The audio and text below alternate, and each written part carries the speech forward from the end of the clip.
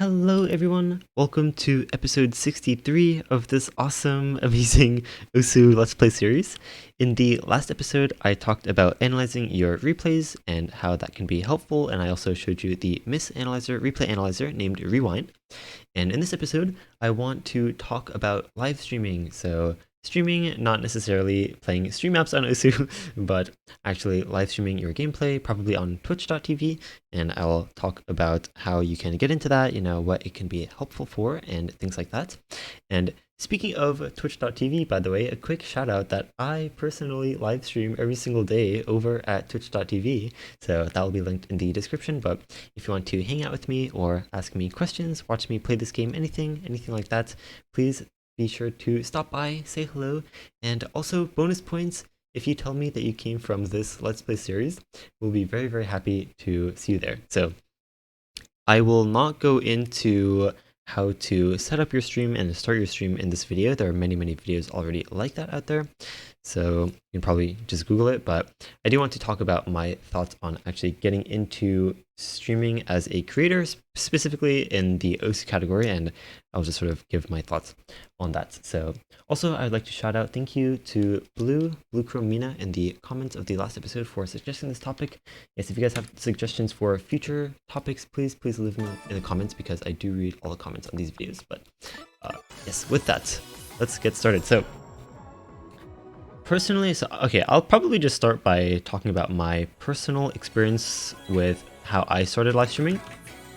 And personally, I think I actually always really wanted to live stream I guess be a content creator to some extent. So let's see. The first streams that I did though were on really, really bad internet. Okay, yeah, this episode I'm probably going to talk about more like niche things that aren't necessarily in those like beginner guides and things like that. But personally, so there's something called bitrate, which is basically like the quality of your stream, and that like requires better internet to have higher bitrate. And I think typically you want to stream with like 2000 or 3000 bitrate or something like that. But when I started streaming, my internet was really bad, so I just streamed with like 500 bitrate or like whatever my internet could handle. Oh, and my computer was also not very good either, so yeah, I'm pretty sure my first streams were just like, I just kind of had the game there, and I would like send a link in like the one Discord server that I talked in, and like a couple of my friends would stop by every now and then, which is really nice. I think like having like a small group of people, even if it's just your friends, I mean it probably is just your friends, but just people to stop by your stream every now and then is a really nice way just sort of to get started. I guess for like, okay, reasons to live stream. So a decent case study actually is Mr. Edward Ling, BTMC. He started live streaming not really because he wanted to, make a career out of it or anything like that, which he has done at this point. But the reason why he started streaming is because he had a friend who got falsely banned on Osu, and that friend didn't have any like proof that he was legit, and Mr. Edward did not want that to happen to him. So he was like, okay, I'm gonna always live stream my gameplay so that if I ever get accused of cheating, I can be like, hey man, look at my live stream. So that was pretty much his only reason or motivation for starting to live stream at the very beginning. And then yeah, long story short, now he's just a little content creator dude. But yeah, I think that just goes to show sort of your initial motivations don't need to be to become popular. And honestly, I think that is an unhealthy way of approaching it, because okay, I feel like this sort of stuff is obvious, but I'm still gonna say it because it is something that I had to learn from watching other videos of people talking about it. But if your motivation is largely on the like numbers being high, or like always being higher than they were before, then like, okay, if your enjoyment comes from something that is outside of your control, then you are not going to be able to stay motivated for like in the long term, because there's always like dips in stuff like that. And especially as a new creator, there's no like guarantee that your stream will ever, I don't know, like become as big as you may dream it to be. Which obviously is not to say it's not possible, but yeah, there's never a guarantee for stuff like that. I do want to say that another really common, not really super common, but like a very important to understand idea is that if you want to grow your live stream, growing your twitch.tv live stream does not happen by streaming on twitch.tv. It comes from advertising your stream on other platforms and then redirecting people, or like, I don't know, like making content on other platforms, and then basically all signs lead to Twitch, all roads lead to Twitch. That's sort of the mentality that I think you should have if you really want to grow your, I guess, live stream. Like me, for example, every time I make a YouTube video, it's either a clip directly from my live stream or I refer people to my live stream at some point in the video. And it's usually at the top of the description as well. So yeah, I think having, because like YouTube is designed for discoverability of content and Twitch is not. Like it's really just not. So like, I feel like when people go on Twitch, they're probably just going to go to a channel that they already follow. So how are you supposed to get discovered on Twitch? There are some forms of discoverability on the platform. Like, you know, the recommended channels page or the homepage sometimes has like, since you watch X channel, then here are some channels you might be interested in. But admittedly, another thing is that like when you stop by a Twitch channel, there's a lot of downtime on Twitch. And oh wait, there's a spinner. What? Look at this spin. Oh my god. Wow. Okay, anyway. When you're on a Twitch stream, there's a lot of downtime. And if you're trying to, gauge whether or not you would want to stay on a live stream, like that puts a lot of pressure on the streamer to always be doing something. But that is just not how streaming works. So like basically Twitch discovery does not exist. This is basically bottom line. So if you want to, so I guess just on the topic of just growing your live stream, then definitely you want to refer people either through YouTube, or I guess Twitter is another platform that is pretty popular in the Osu world. Reddit, I don't think Reddit really works. I don't know.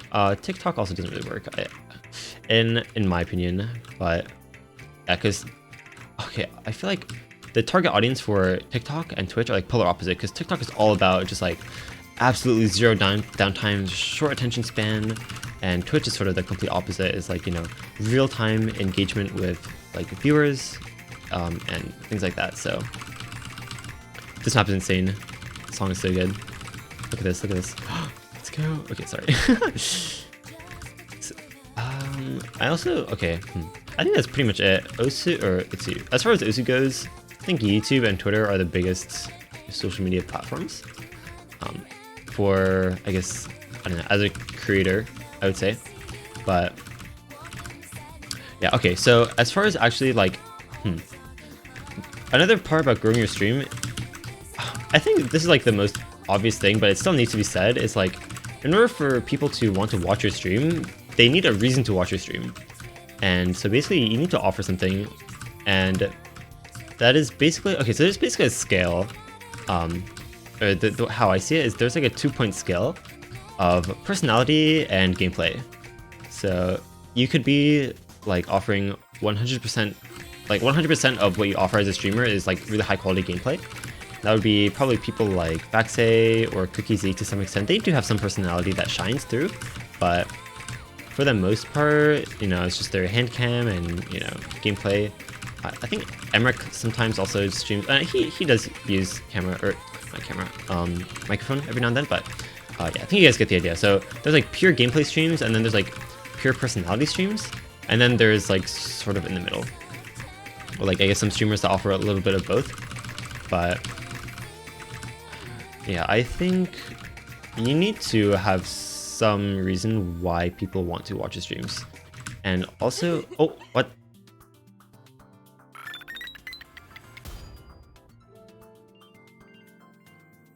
Okay, anyway, yeah.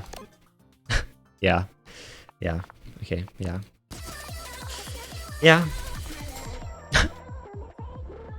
Okay, so let's see.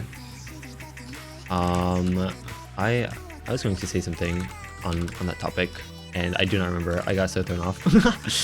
Okay, let me see. Just hold on, let me think. I just needing to, oh yeah, having a reason for people to stop by your stream. And okay, okay. Another thing is environment, like the environment that you create. That's what I was gonna say.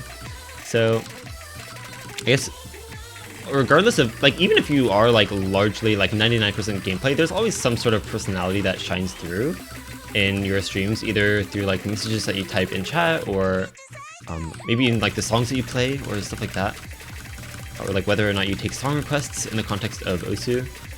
So yeah, but for the most part, you probably are going to have some sort of personality, and having some sort of consistent environment for your viewers to, like, I guess, fall back on is really, really important for having people come back to your streams, in my opinion, in my experience. Because the live streams that I personally like watching are like the people that just have like a very chill, relaxed environment that I can usually predict when they're going to be streaming, and you know, I can just stop by, pretty much know what to expect when I'm there, and it's just a chill time. Some stream environments are sort of the complete opposite. There's always, you know, high energy, action, things like that. If you watch any of my live stream clips, or probably just from watching my Let's Play series, you can suspect that that is not really the type of creator that I am, and there's really nothing wrong with that. I take inspiration from the types of streams that I like watching, but there's, I guess, a little out there for everyone. I don't know, hopefully that sort of makes sense, but you want to sort of have a reliable environment for people to tune into as a stream creator. So once you've created an environment like that, okay, honestly, I think that should come first, like sort of establishing a sort of environment for yourself. You don't really need to fake a personality. Like ultimately, if you are putting on like sort of fake energy, or like fake personality, or you're trying to put on a much higher energy, maybe not act, but like you're just trying to be a lot more high energy than you typically are, then you are probably going to get very drained when streaming, and you're not going to be able to stream for very long, or you might like not really feel like streaming sometimes. I mean, okay, that's fair even if you aren't really acting, or like, I don't know, like putting a lot of energy into your streams. But I think just making your live streams engaging but still very true to like who you typically are, even outside of streams, makes it a lot easier for you to stream for long periods of time, or like, I don't know, consistently across multiple days or weeks or months, or however long you want to be streaming for. So I think once you sort of have a sort of environment established for yourself, then it makes it a lot easier to, or I think you'll get a lot more out of advertising your stream. Also, okay, speaking of advertising streams, since I'm sort of thinking about it now, okay, have you ever seen those people that just like link their stream in like other people's chats? And honestly, the only thing that happens when you do that is that like, it basically just guarantees that like no one's gonna want to stop by your streams, because they just recognize you as the person who like, I don't know, shamelessly promoted their own stream in in the like chats of another streamer, and they just probably got banned for it or timed out or something. Yeah, don't do that. You want to really like organically give people reasons to tune into your live streams, I would say. So let's see, I think I can play one more map. Yeah, let's play one more map. But yeah, I think like just striking a balance between like having like establishing a very reliable environment, and then from there just advertising your like stream. Why is the AR so high? What? I think I just can't read. Oh yeah, creating. Let me see. Is there anything else? So for Osu live streaming, typically you have hand cam, like a web camera of some sort, like pointing at your hands. I feel like most people probably have a hand camera, or just a web camera in general. If you don't, it is not too hard to set up. You can get a pretty cheap one, I would say. But yeah, I think just the most important thing to know is like everyone starts somewhere. Even the most professional streamers now, like their first few streams were kind of hinting, and also like no one really was there watching. Unless, okay, so honestly, like whenever you see someone that like has a lot of viewers, they have probably been heard of or like they're popular like outside of just the world of Twitch. Like they're probably a YouTuber, or they're just a top player in the OSU community, so many people recognize their name. Like when you're browsing the OSU category on Twitch, people are going to click on a stream, or they're going to want to stay on the streams of people that they already recognize. So the best way to, like the more you can establish your name as a person, probably like being established within the community that you're trying to live stream in, you know, so assuming you're watching this video, probably in the world of OSU. Oh, what? Miss. But yeah, basically just having a reason for people to stop by. And usually, honestly, not gonna lie, in my experience, going for rank is just what attracts the most viewers. Being high rank or like going for high PP scores. After that is probably just like a high stakes tournament match that's very popular, or like that people know about. But it all comes down to like just something that people can sort of follow and understand.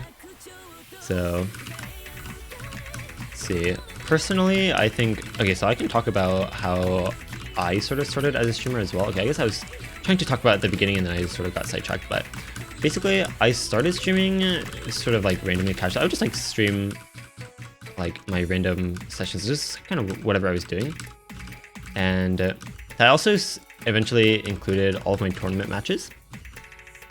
And I think when I started getting recognized the most was when I played the OSU World Cup for the first time in 2017. Yeah, I'm pretty sure I started streaming at like the start of 2017. And then, oh, look at that pattern. Oh, wait, I missed. Okay, interesting. Okay, yeah. But during the OSU World Cup is I think when people started recognizing my name the most, like compared to any time before then. And then from there, I just started like, I would always live stream my matches on weekends. And, oh, also, okay, that's cool. Having a Discord server to sort of foster your community and like have people stay up to date with you is also obviously very, very valuable. Because people are probably, honestly, if you don't have a Discord server for people to like keep in touch with you or like remember that you exist, then people are probably just going to forget at some point. Especially if you don't stream for a while, then it's going to be like, oh, yeah, who's that digital hypno guy again? I have no idea. I'm just going to go watch Mr. BTMC, Mr. I don't know. I don't know why Ed is the only name that I can think of right now, but yeah, you guys get the idea. So maintaining your audience through something like a Discord server is very helpful to keep people up to date with I don't know how you're doing, when you're going to stream, things like that, schedules. Also, personally, I think YouTube community posts are very valuable for, like, if you don't like using Twitter, or if you feel like tweeting like live stream related stuff is not really getting you anywhere, then YouTube community posts are basically just Twitter, like, but on YouTube, and like really easy to get discovered. Because if you're watching this video, you've probably seen some of my community posts, even like if you weren't subscribed to me or something like that. Like, YouTube is very generous about showing your community posts, so that is something to keep in mind. But yeah, just a bit of a ramble about live streaming and just sort of getting into it as, particularly as an OSU creator. But hopefully that was helpful, if to some extent. Actually, okay, I guess I can also add, I think, okay, I don't know, there's like this whole, this is more in the side of like YouTube content creation, but I think if you want to translate a, okay, this is more my opinion at this point, okay? But if you want to translate your YouTube audience, for example, over to Twitch, you want your YouTube content to be similar to what you're going to find on the Twitch channel. Because if your YouTube content and your Twitch content are very, very different, then the target audience is not really going to be the same.